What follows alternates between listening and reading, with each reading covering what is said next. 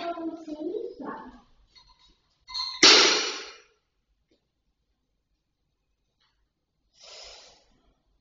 Chảy máu không?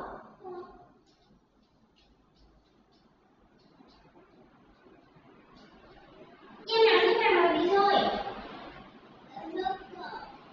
Hả? Em không sao đau à? Đau rồi. Đau rồi anh. Đau.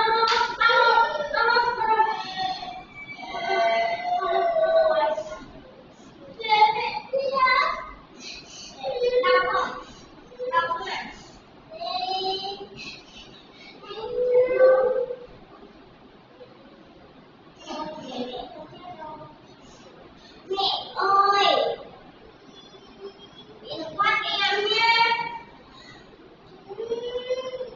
Bố về bố quá. Không sao. Không sao đâu chị.